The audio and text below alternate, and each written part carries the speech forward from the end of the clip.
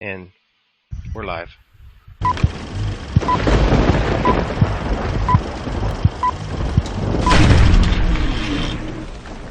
You're watching ClueCon Weekly, the FreeSWITCH community's official web show.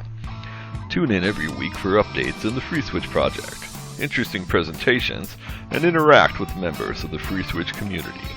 ClueCon Weekly is brought to you by FreeSWITCH Solutions, the officially endorsed consulting firm of the FreeSWITCH project. FreeSWITCH Solutions solves problems so you can focus on your business. Visit FreeSWITCH.com for more information.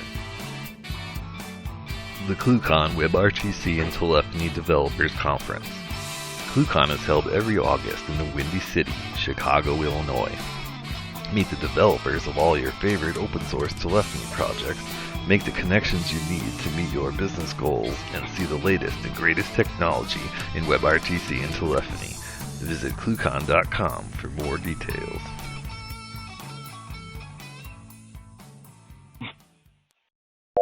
All right, guys. Welcome to ClueCon Weekly. Today is September 30th, 2015, and we'll have Mira with Zoiper and some other fun stuff going on today, so hang out for that. Just a few announcements this morning.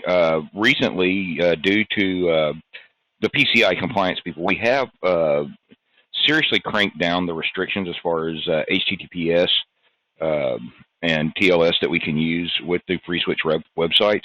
So if you're getting errors going to freeswitch.org, you'll just want to update your browser or your utilities that you're using to hit that to the latest available versions and make sure that you have TLS 1.2 enabled. Things like using Git with from, say, something like CentOS 6 can be a little problematic because they don't have new enough versions of stuff there. So if you're stuck with using those, you can fall back to using SSH for grabbing the source code, and other workarounds like that do work. Just update your software. This just makes us all more secure all the way around. Mr. West, how are you doing this morning? Doing pretty good. Doing some fun work with video recording and testing of all of the video features in FreeSWITCH. That's what I've spent the last few days on. So a lot of really fun stuff has come out of that. If you guys pay attention to what we've been committing, I think all of us were up pretty late last night working on certain elements of that to help improve lip sync, and not only in the video conference, but in the recordings and in the broadcasts as well. So it's going to make our ClueCon Weekly even better. Yeah, so I know a lot of the team was up fairly late last night, so you guys bear with us today because we're going to have some fun. Coming up next, we have Kathleen. How are you doing today, ma'am? I'm doing really well. This week, for the Week in Review, we had 57 commits. A bunch of new features were added to the Virtu communicator, including a reset button to reset the settings to default, auto provisioning and configuration support, a no camera option for those shy community members or those of us with messy desks, and a splash screen. And then also both the 1.6.2 and 1.4.23 releases went out this week. So go check those out. The notes are up on the website, and you can see those there. Also, follow us on Twitter at ClueCon and at FreeSWITCH to get all the latest updates. Cool. Thank you very much, Kathleen. And let's see here. We've got Mira is going to be joining us today. So let's see here. Brian, do you want to switch us over to the right layout here? Get Mira up here. Hey, Mira, how are you? Hello, I'm all right, thank you. How are you? Doing great. You want to introduce yourself a little bit and let everybody know who you are and who Zoiper is? Okay, I'm Mira, and I've been with the Zoiper team for quite a while right now, and I am serving currently as the president, but in fact I'm mainly doing some business development, and just recently I started attending a few conferences, FreeSWITCH being the first one. Joachim is here as well, supposedly. Yep, I think okay. So he will be helping me out demonstrating a few things with Zoiper. That's about it. All right, cool. So, do you guys want to go ahead and, Joe, if you start talking, you'll pop up on screen there. And we'll let you guys tell us what you guys have going on with Zoiper these days. Joachim, are you going to take over? If you Yes, want ma'am, to, go yeah. ahead. So at the moment we're working on lots of quite big projects involving what is there. We are doing Ice and Turn, should be released soon, which actually seems to be a lot more complicated than I was initially hoping for. So it took a little bit longer, let's say a lot longer than expected to have full support. It's not there yet, but it should be soon. We don't have the video yet, but we have the audio ready. That should be really cool. Should reduce the latency for some people a little bit. Maybe make call setup times a little bit longer. We'll see. Should be okay. Aside from that, we also have file transfer in the works. This is MSRP based. We'll probably have XMPP based file transfer afterwards. And since we have to do all those things on a gazillion different operating systems, that's actually taking quite a long time to do, including previews. When you send an image file to show it before you actually upload it, so some what's it called, a thumbnail for it first. Yeah. Lots of stuff going on. Let's see what else is there. General fixes in general. We did a new update for the Android version. There's some new fixes coming for iOS, new versions for Windows Phone, and while we still have the never-ending beta that has been going on for about a year now. For the new product, we were hoping to launch someday soon. Get there. Am I missing anything, Mira? You're missing quite a while, actually, for the new functionality. You're missing something very important, which is the new interface, which makes it easy to customize it, the HTML5 interface. And the new logic for file transfer is looked to there. Yeah. We have a new conference member. We have a new conference member, live. Cat pictures, the internet loves them. Yeah, no, he doesn't want to. Oh well. This is one of the Zoiper developers, a key developer. No, it doesn't want to go away. Yeah, so yeah, there's the new beta, which is a brand new interface. There's some new skins coming as well that look a little bit different. You can get it if you go to, I think, zoiper.com/labs. There's some invite button there. Just click on it, fill in your email address. We'll contact you, give you some testing tools for that. We're working very hard on having better support on Mac and Linux, which is something that we haven't been really good at in the last couple of years. So we're developing everything at the same time, taking an awful lot of time. We also have, for example, HID devices. This means the buttons on the Plantronics, on the Jabra. These will also work on Linux on Mac, which means we have to redo quite a lot of things. Other things that are coming is an MCU inside the client. So we'll actually do some sort of minimalistic video conferencing in the client, which is ideal for some situations, but probably not the best solution if you have FreeSWITCH with a probably better video mixer anyway. But it does help for many providers that do not have the full setup or are waiting to install the FreeSWITCH on one of their solutions.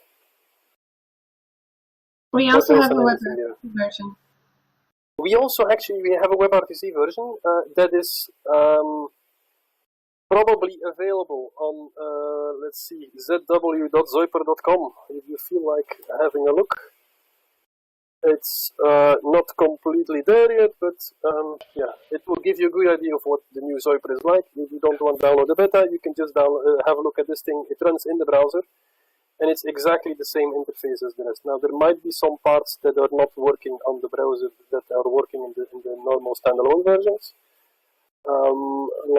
I think some of the statistics are not there yet. There's some certain other functionality that is not supported yet, but in general, this is very close to what is available in the Zoiper 5 version. Okay, so if there's any links that you guys want to include, we'll put those below the video. So Mira, make sure you get those over to Kathleen or myself, and we'll put them on the video. Let me just type them now.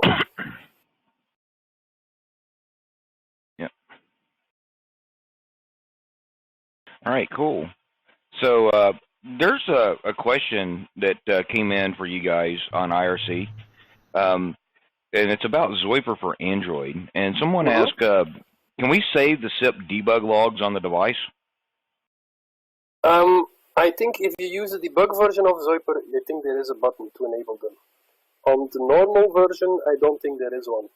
The main reason being that we're afraid that people will overload the hard disk space or the flash storage on the device, because those log files tend to get quite big if you leave this thing on for a week and presence is on, for example. So I'm not sure if it's there in, I don't think it's there in the stable release, but I think if you do the debug log, in the debug version, I think there is one. If not, there might be some cheat code that I'm not aware of to activate it. Cool. There's actually a little secret that will reveal to the world. There has been a cheat code in Zoiper for the last, I don't know, year or two. So if you're an engineer and you want to play with some of the functionality without having to pay for it, you can activate everything except for the G729 and H.264 codec by dialing ZOA send me, but in letters, not in digits. And cool. we will leave that code in there until we can find more than one hit on Google when we look for the cheat code. So as long as it's not public, we don't care. But feel free to share it around with friends, we don't mind. Just don't advertise it to anything that is not a closed group. Cool. We also give free Zoiper licenses to everybody who had attended ClueCon or anybody on this conference. So as long as you send us an email and say you are related to ClueCon, we'll give you free license. Okay, Mira, what is the free the key phrase for this week to get the free Zoiper? It used to be if you went to ClueCon. What is it this week? It will remain if you went to ClueCon. Or okay, so for this week as well. It doesn't really matter. How about if you're going to the next ClueCon? ClueCon. Yes. You'll get some licenses. Yeah.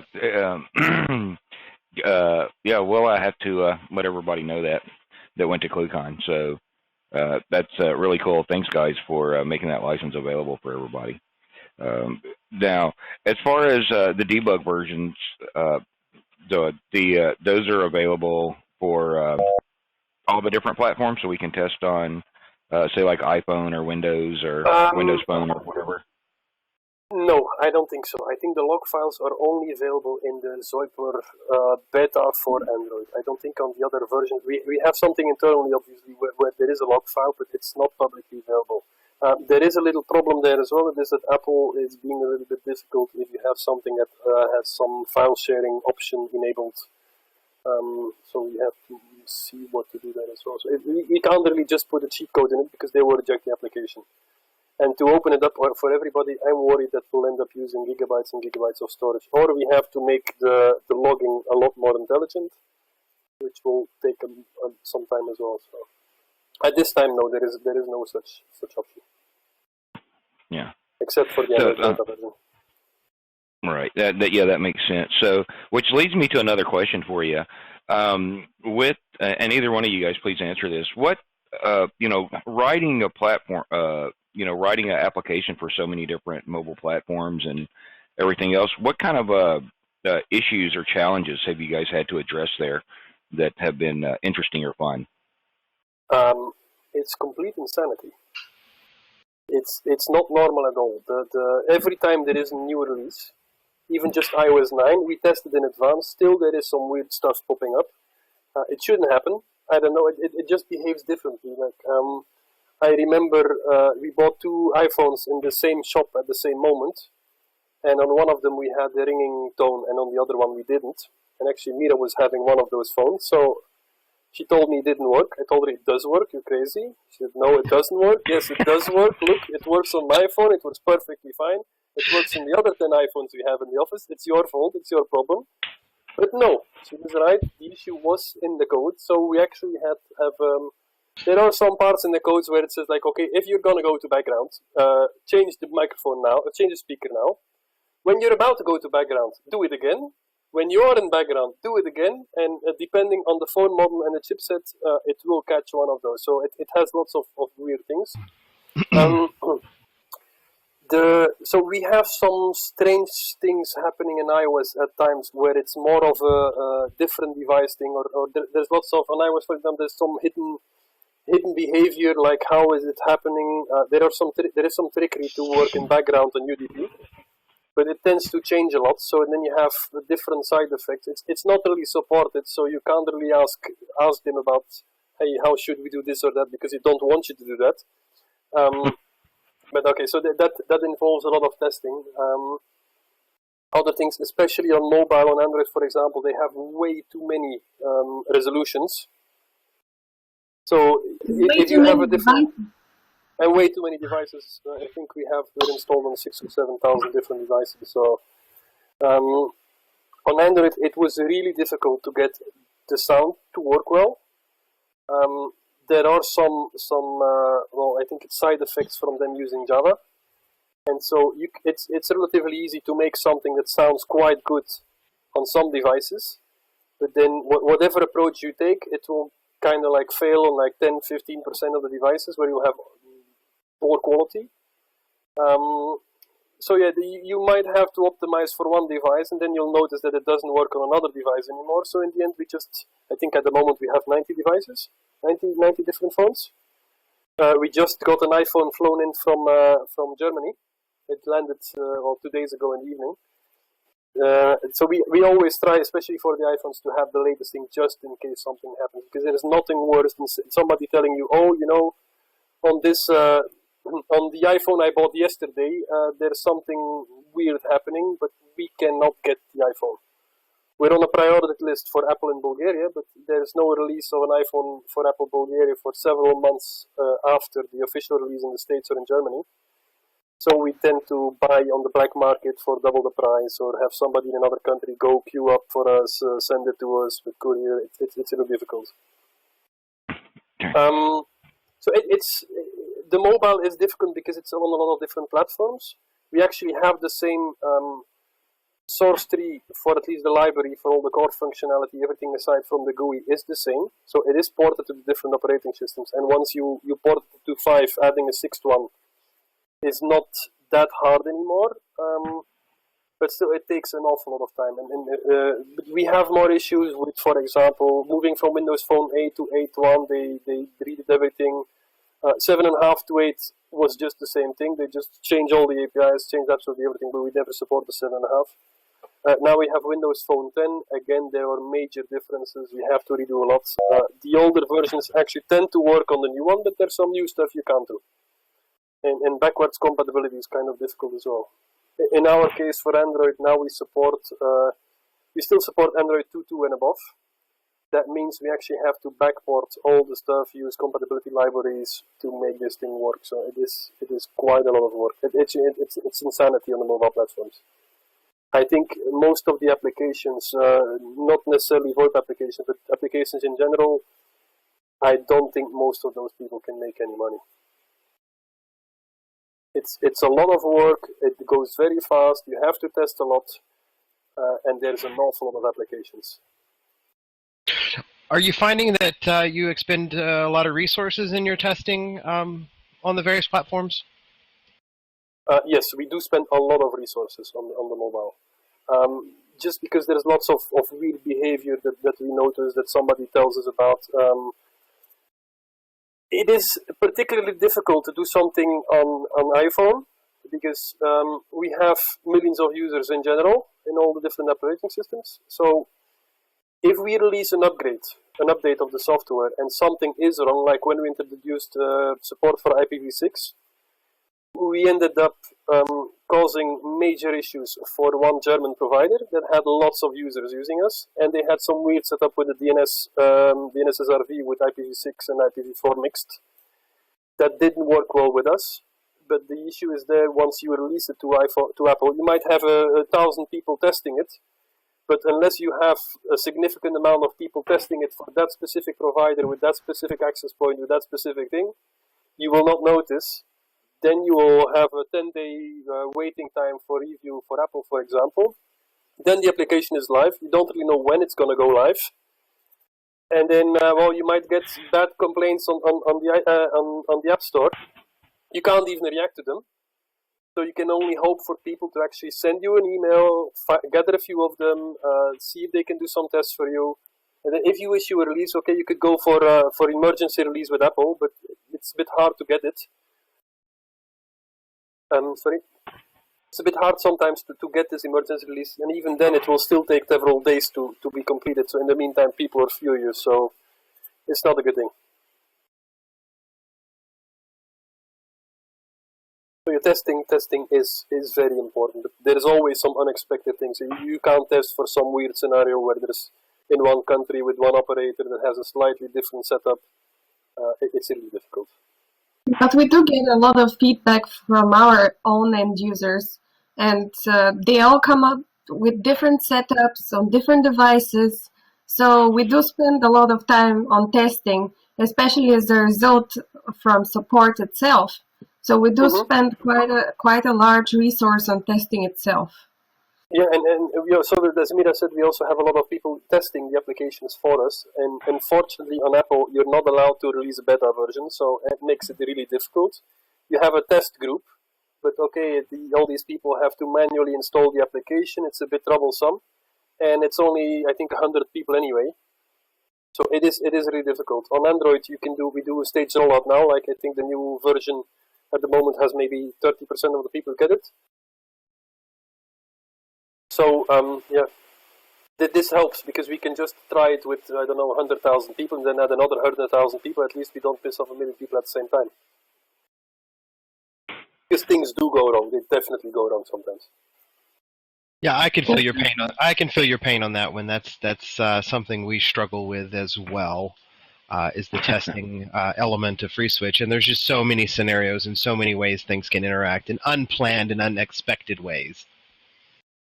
We're just getting feedback from people that are testing. Yeah, you can have all kinds of test scenarios to test with, but it's impossible because you have 20 codecs. They all have different parameters. You have 5 operating systems with each 10 different versions. You have, I think, 8,000 different Android devices or 10,000 different Android devices. Then you have call scenarios where one person starts and then upgrades to video, or they start together with video, and then this guy is hanging up while the other party is hanging up the next time. You have different SIP messages. It's impossible to test every combination. And I think that's just the same with you guys. So there's easier applications to write, I think, and to publish. Yeah. We might have taken the wrong business for that. It's also a bit more challenging than writing Candy Crush, I guess. I don't think it's more profitable than writing something like Candy Crush, but okay, it's a little bit more satisfaction. Yeah, actually, on the testing, are you guys using any kind of automated testing at this time? At the moment, no. We used to have some automated testing, but it's also quite tricky because the issues that we tend to have now, they don't really seem to happen under controlled circumstances. So even if you randomize certain parts, like you could say, okay, between clicking this button and clicking that button, we could randomize the time and say it fluctuates between this and this much time. That's usually not where the issues happen. The issues really happen in corner cases. And the number of scenarios that are possible to write the corner cases, the automated tests don't really work for it. What does work is to see if you reintroduce the same bug afterwards. Then you can do some automated tests. And we do have some unit testing for partial for parts of the code. But to test the whole thing, the automated testing is used, for example, to do memory leak detection. See if you make 10 million calls or using a lot more memory than the first call you made. So there are some things happening there, but in general, it's really hard to do automated testing. Also on Android, to do automated testing, there are some applications, there are some cool open source projects where you actually have something pressing the buttons on the phone to simulate certain things. There's some online test systems as well, but they are very hard to test for audio, for example. You can't really test audio quality with some automated service somewhere. It's really tough. So to summarize, in fact, we are counting and we are relying on our huge end user base because of the different scenarios. We need this variety. So without the end users, I don't think we would be able to comply with most requirements in most scenarios. Yeah, we can understand that. It's something that works a lot for us. So any white label customers we have tend to get the upgrades a bit after we have actually launched it to millions of people. So if we don't see anything with several million people, a provider with 50,000, 100,000 users is very unlikely to notice something as well. So also they do get the versions early. They test what we have as well with that network, but we don't see a lot of issues there.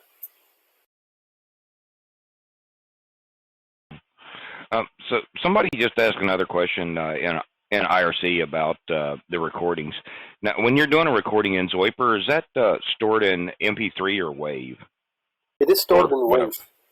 It is stored in WAV. The main reason is that if we need to do MP3 recording, we actually have to do encoding. So that means for every single phone we release, we would have to pay a significant amount of money to Fraunhofer, I think. Because for the software encoder, I think it's like €1 a piece, so it's something like that. So it's a lot of money. So if you have a dedicated application that just does MP3 encodings, it kind of makes sense, but for us, it's a bit problematic.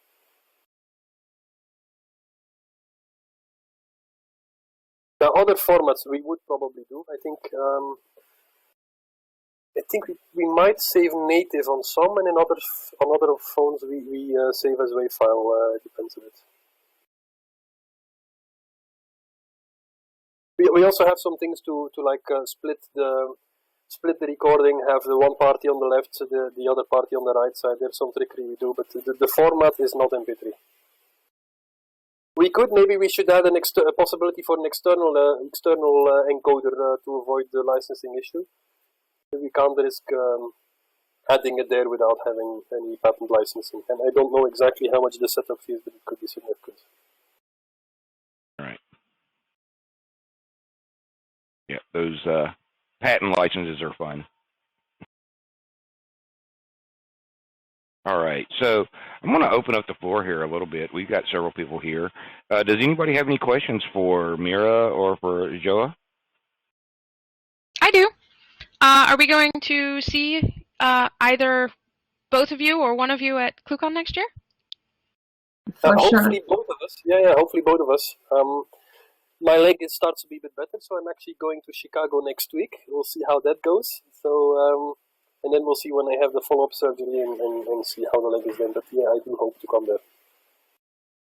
But I will be in Chicago next week. It's my first big trip. Wonderful. So we'll see you next year. You can already make appointments. Yeah, so, all right. So, well, let me ask you this, guys. What do you guys have coming up on the horizon in the near term that you guys might want to talk about today or get a plug-in for? The main things are probably the WebRTC version and the Zoiper 5 with some extra functionality coming. So I don't know where the links will go. I think Mira sent them already. So zw.zoiper.com, that's where you can test the WebRTC version. It doesn't have absolutely everything, but it should give you a good idea of what we're working on. And for the Zoiper 5, you can get it from zoiper.com, www.zoiper.com/labs. LABS, and there you can sign up for the beta for the desktop. This is for Mac and Windows at the moment, although we also have a version for Linux, but it doesn't have a stable build yet, I think, or a review build at least.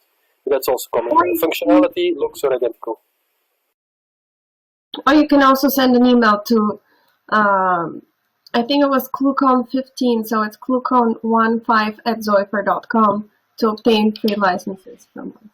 We'll also send the test builds there as well within the email. Yeah. So aside from that, the new functionality, as I mentioned before, it's the turn in the eyes that's coming up soon. There's improved support. We have end-to-end encryption. Something we missed to mention. In the current, that's in the Zoiper 5 as well. And the mobile versions already have it for a while, but the desktop version was lacking. The desktop version also didn't have wideband until this new thing that's been available in beta for about a year now. It's rock solid, but we want to do some more tweaks and add some other Big things. Bossy before is we number officially 2. launch it. Bot, shut up. That was the IRC bot. We can ignore that. But yeah, cool. So encryption in the endpoint. What are you guys doing for encryption? It's ZRTP. We have OTR is planned, but we don't have it yet.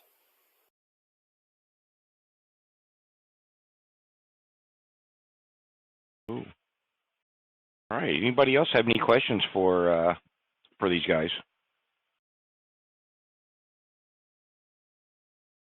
What's around the table? Brian, Kathleen, Mike, Tony. I think we've covered. I think we've covered everything today. These guys have been awesome going over their product. I've been testing, which I need to update the new Zoiper. One was sent over to me, but I haven't had a chance to really dig into it. But I do have it running on my system, and it's one of my tools in my toolbox. And we have a lot of those. Yep. So, yep. So, but yeah, guys. So I want to say thanks for coming out today. You guys hang out if you want to. We'll be hanging out a little bit after the recorded portion of the call. But you guys check them out, Zoiper.com, and watch where they'll be showing up, because you never know where you're going to find either of these guys at the different conferences and stuff. So check them out on the web, and don't forget to ask them about your license for. So we'll actually Zoiper. be at the IIT RTC next week. At least I'll be there, and then Mira will be in Colombia. When is it exactly, Mira? It is 4th, 5th, 6th. Yeah, and last world in Bogota. Yes, and I'm flying directly to Orlando to Astricon. And then afterwards we'll probably be in Lisbon, and I think it's in November. We'll and Madrid. And Madrid in VoIP today. And we'll probably be in some LT conference in Hungary in 2 weeks as well. So there's a lot of traveling coming on. Yeah. And are you in TAD Hack this weekend? Yes, I will be there. All right. So we'll see you there for some pizza. Awesome. I will be there. Actually, send me some telephone numbers so we can meet up. I'll probably fly in on. I think I'll arrive on the 1st or the 2nd. Cool. I'm staying in the conference hotel, so we should be easy to hook up. Cool. Well, hold on just a second, guys. Let's go ahead and wrap this up. You guys come back. I want to say thanks to and Mira from Zoiper from coming out and hanging out with us today. Don't forget, follow us on Twitter at FreeSWITCH or at ClueCon. Join us on Facebook, and visit us on the web at freeswitch.org or ClueCon.com to get all the good information coming up on FreeSWITCH. We'll see you guys back here next week, and for another exciting adventure. Watch for the announcements from Kathleen on what we're going to have there. We'll see you guys then. Thank you.